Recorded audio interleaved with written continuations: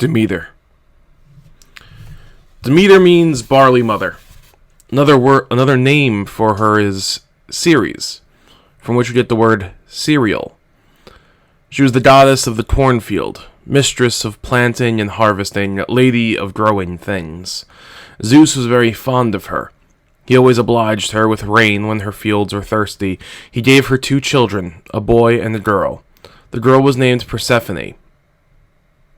She wasn't yet. But this story is told from the perspective of the mother. And Demeter loved her very much. Persephone was raised among flowers and looked like a flower herself. Her body was as pliant as a stem, her skin as soft as petals. She had pansy eyes. She took charge of flowers for her mother. She was adept at making up new kinds and naming them.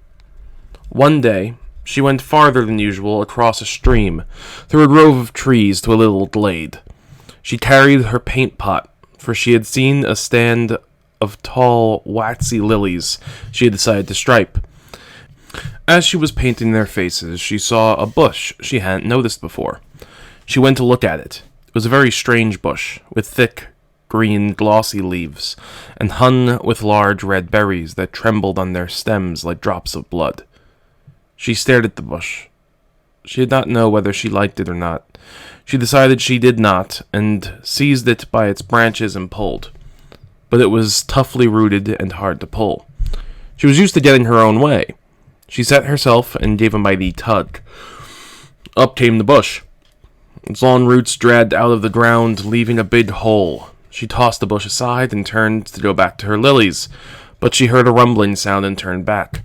The noise that grew louder and louder was coming from the hole. To her horror, the hole seemed to be spreading, opening like a mouth, and the rumbling grew to a jangling, crashing din. Out of the hole leapt 6 black horses, dragging behind them a golden chariot. In the chariot stood a tall figure in a flowing black cape. On his head was a black crown. She had no time to scream. He reached out his long arm, snatched her into the chariot, and lashed his horses. They curveted in the air and plunged into the hole again. When they had gone, the hole closed. Okay. So Hades just straight up kidnaps Persephone. I'm going to stop this for a second because I feel as though I can't go on further without going back to the original points of Greek mythology. At this point, Persephone's name is not Persephone, but Kor. The reason for that is because Kor's name means maiden. Persephone means bringer of destruction. And put bluntly, if you have a goddess named the bringer of destruction, she is very obviously not going to be a little girl who's painting lilies. The difference is that once another religion took a stranglehold onto the Greek masses, Persephone changed from the story of a girl who becomes a goddess to the story of a girl who is stolen by an evil god. And that, I feel like, takes a lot of power out of Persephone's hands. It makes her seem like she is less than, when she is stronger, if not more feared, than Hades actually is in true Greek mythology. Or, I should say, in true Greek religion. I guess it would be called at this point a version of paganism.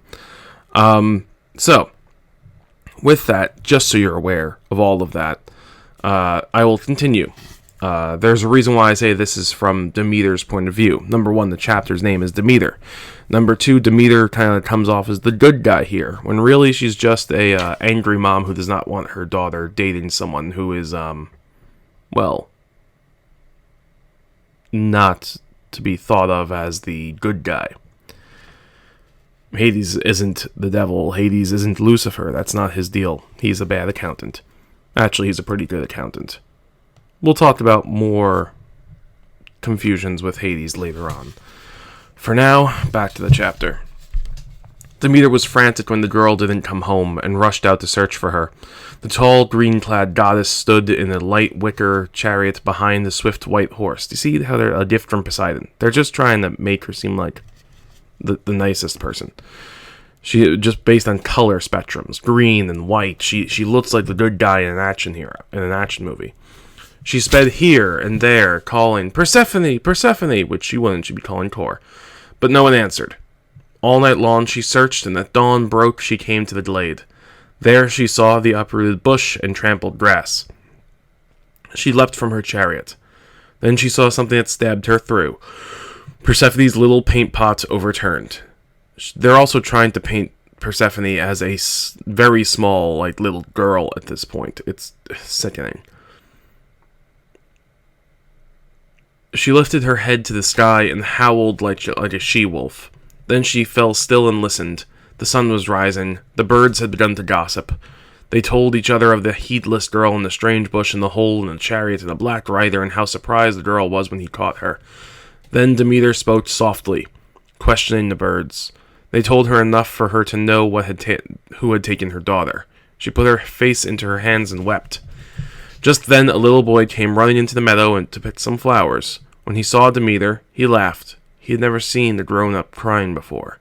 But when she looked up, he stopped laughing. She pointed at him, whispering, and he was immediately changed into a lizard. But he hadn't learned to scuttle yet, and just sat there looking at Demeter a moment longer. For a hawk swooped and caught him. He was a lizard for only a short while. Okay, she just straight up decides, this boy's laughing at me, I'm going to murder him. I want you to understand that is Demeter. That's her perspective. That's who she is. No matter how much this story will try to paint her as the good guy, will try to paint her as the main character who's trying to save her daughter, she is the woman who will kill things for absolutely no reason. She is a vengeful, angry god. And you'll start seeing that as this goes forward. Demeter climbed back into her chariot and sped to Olympus. She charged into the throne room where Zeus sat. "Justice!" she cried. "Justice! Your brother Hades has stolen my daughter, our daughter!" "Peace, good sister," said Zeus. "Compose yourself. Hades' wooing has been a trifle abrupt, perhaps, but after all, he is my brother, our brother, and is accounted a good match. Think, sweet Demeter. It is difficult for our daughter to look beyond the family without marrying far beneath her. That's just creepy." "Never!" cried Demeter. "It must not be! Anyone but Hades! Don't you realize this is a spring child, a flower child, a delicate unopened bud? No ray of sunlight ever pierces that dank hole that he calls his kingdom. She'll wither and die."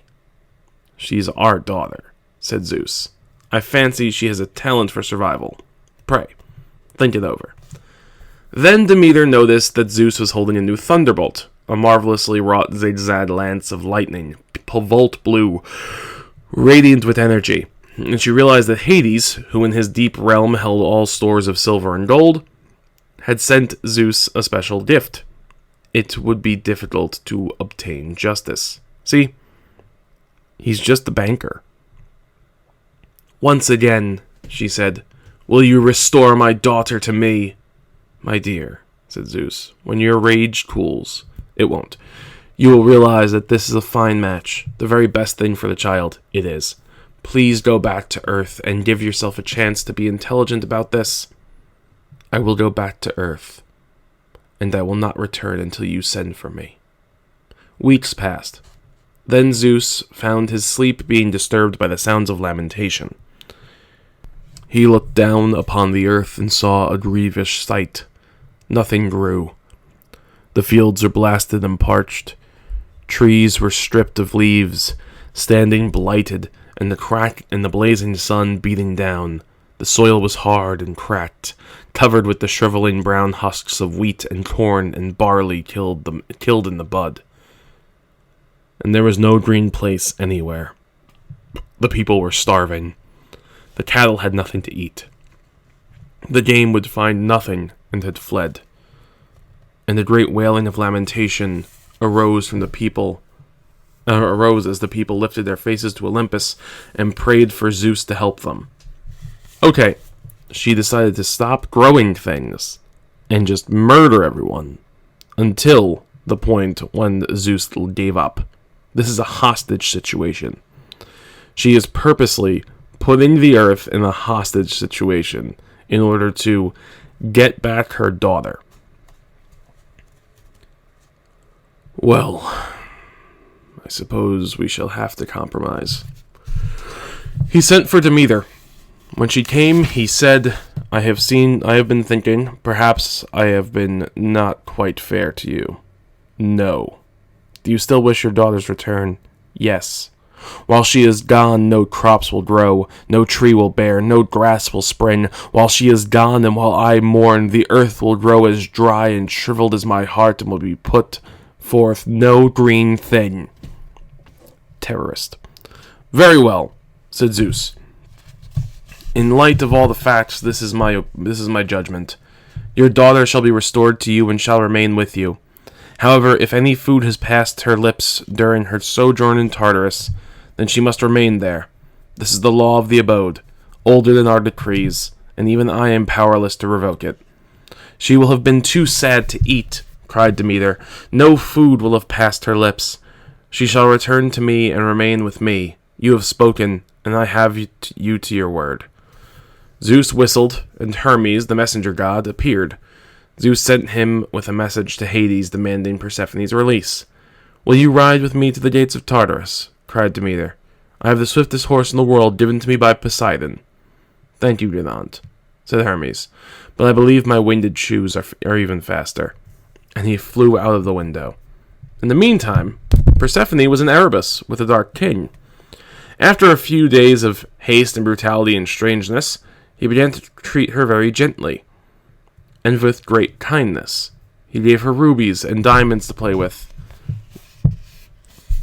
He had dresses spun for her of gold and silvery thread, ordered her a throne of finest ebony, and gave her a crown of black pearls. But she made herself very difficult to please. She tossed her head, stamped her foot, and turned away from him. She would not speak to him, and said she would never forgive him. She said she wanted to go home to her mother, and that she wanted to attend to her flowers, and that she hated him and always would. As she launched into those great tirades at him, he would stand and listen and frown and keep listening until she flounced away. Then he would go and get her another gift. Secretly, though. So secretly that she didn't even tell it to herself. She was rather enjoying the change. She did miss the sunshine and the flowers, but there was much to amuse her. Secretly, she gloated upon her power over this most fearsome monarch. That's it. Secretly, she enjoyed his gifts and his efforts to please her, and marveled at the way that he was obeyed. Although she never forgot how he had frightened her when he came charging out of that hole in his chariot, she admired the lofty set of his black-robed figure, the majestic shoulders, the great impatient hands, and his gloomy black eyes. But she knew that the part of her power over him was disdain, and so kept flouting and abusing him, and, which made him gloomier than ever, refused to let a crumb of food pass her lips. He tried every way he knew to tempt her into eating. His cook prepared the most delicious meals, his servants bore them to her chamber, but she would pretend not to notice a thing, and sit there holding her head high, not even allowing her nostrils to twitch, although the rich smells were making her wild with hunger. She swore she would not eat a mouthful until he had returned her to her mother. He was so desperate to please her, he set aside the corner of the palace grounds for a dark garden, and gave her rare seeds to plant, magical blooms that did not need sunlight. She grew a species of black orchid and mushrooms and nightshade, herbine and hellebore. He gave her a little boy to help her in her garden, a very clever little gardener, a new spirit. He was very deft and in good company, too, although she noticed his eyes were a bit lidless. She had no way of knowing that he was the same boy her mother had turned into a lizard and fed to a hawk. But he knew who she was. She had other amusements, too. She liked to wander in the Elysian fields and dance with the happy shades. She was fascinated by the torments, particularly the funny man trying to roll a stone uphill and always having to start over again. She pitied Tantalus, and when no one was looking, cupped up some water in her hands and gave it to him to drink, and he thanked her in a deep, sad voice. But after she left, it was worse than ever. He knew that she would not remember him again, and this one flash of hope made the ordeal worse. Still, she liked her garden best, and that was where she spent most of her time, more time than ever, because she was so hungry she didn't know what to do, and she didn't want Hades to see how she felt. She knew that he would think up more delicious things to tempt her if he thought she was weakening. Standing in the garden one afternoon, half hidden in a clump of nightshade, she saw the little boy eating something. It was a red fruit, and he was eating it juicily. He saw her watching and came towards her, smiling, his mouth stained with red juice. He held out his hand. It was a pomegranate, her favorite fruit. "We're alone. No one will see you. No one will know. Quickly, eat." She looked about. It was true. No one could see them. She felt her hands acting by themselves, as though she had nothing to do with them. She watched as the fingers curled savagely and ripped through the cross. They dug in, plucked out seeds, and offered them to her lips. 1, 2, 3, she thought. She had never tasted anything so delicious as these tiny, juicy tarts. Just as she swallowed her 6th seed, a high, glad yelling cry split the air, and the pomegranate dropped to the ground. It was a cry that any other god recognized. Hermes' keen herald shout, meaning that he was coming with news, good or bad, but worthy of high attention. She raced to the place. The little gardener scooped up the pomegranate and raced after her. Sure enough, it was cousin Hermes, his hair tumbling in the wind, the wings on his feet still fluttering around the speed of his going. "Good day, cousin," he said. Hades loomed next to him, scowling blackly. "I bring you a message from your mother. She wants you home, and your host has kindly agreed to an early departure. How are you? Haven't eaten anything here, I hope? No? Good. Let's be on our way." He put his arm around her waist, and they rose in the air, and Persephone, looking back, saw the little gardener rush to Hades with the pomegranate in his hand. By the time Persephone had come home to her mother, Hades had already been to Olympus and had presented his case to Zeus. Zeus pronounced his judgment. Because the girl had eaten 6 seeds of pomegranate, she would have to spend 6 months with Hades each year. "Never mind, mother," said Persephone. "Don't cry. We must be happy for the time that I am here." "I suffer," cried Demeter. "I suffer. Here!" She struck herself in the chest. "Here in my mother's heart. And if I suffer, then everyone else shall suffer too. For the months that you spend with that scoundrel, no grass will grow, no flowers blow, no trees will bear. So long as you are below, there will be desolation everywhere." That is why summer and winter are the way that they are. That is why there is a time for planting, and a time for when the earth must sleep under frost.